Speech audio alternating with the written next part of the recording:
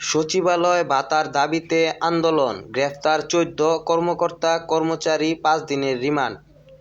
সচিবালয়ে ভাতা চালুর দাবিতে রাজধানীর গুরুত্বপূর্ণ নিষিদ্ধ ঘোষিত এলাকায় বিক্ষোভ করায় 14 সরকারি কর্মকর্তা কর্মচারীকে 5 দিনের রিমান্ড দিয়েছে আদালত।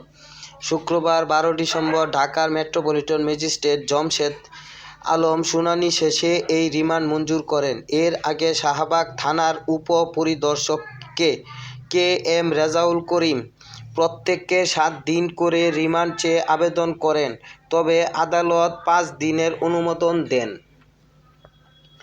রিমান্ড আবেদনে বলা হয়, সচিবালয় এলাকা অত্যন্ত গুরুত্বপূর্ণ হওয়ায় সেখানে ডিএমপি কমিশনার সব ধরনের সভা সমাবেশ নিষিদ্ধ করে 144 ধারা জারি করেছিলেন, কিন্তু গ্রেপ্তার ও পলাতক আসামিরা নির্দেশনা অমান্য করে আন্দোলন করেছে, যা আইন ভঙ্গের শামিল।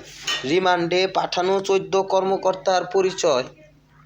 তারা হচ্ছে বদিউল কবির, সভাপতি, বাংলাদেশ সচিবালয় কর্মকর্তা কর্মচারী সংযুক্ত পরিষদ; মোহাম্মদ শাহীন গোলাম রব্বানী, সহ-সভাপতি; নজরুল ইসলাম, সহ-সভাপতি; মিজানুর রহমান সুমন, প্রচার সম্পাদক; রোমান গাজী, প্রশাসনিক কর্মকর্তা, স্বাস্থ্য ও পরিবার কল্যাণ মন্ত্রণালয়; আবু বেলাল, অফিস সহায়ক, স্বাস্থ্য মন্ত্রণালয়; কামাল হোসেন, অফিস সহায়ক, জনপ্রশাসন মন্ত্রণালয়; আলিমুজ্জামান, অফিস সহায়ক, জনপ্রশাসন মন্ত্রণালয়; তায়েফুল ইসলাম, ব্যক্তিগত কর্মকর্তা, স্বাস্থ্য মন্ত্রণালয়; ইসলামুল হক, স্বাস্থ্য মন্ত্রণালয়; মহসিন আলী, স্বাস্থ্য মন্ত্রণালয়; বিপুল রানা বিপ্লব, অফিস সহায়ক, অর্থ মন্ত্রণালয়; বিকাশ চন্দ্র রায়, প্রশাসনিক কর্মকর্তা, স্বাস্থ্য মন্ত্রণালয়; নাসিরুল হক নাসি, অফিস সহায়ক, মন্ত্রিপরিষদ বিভাগ।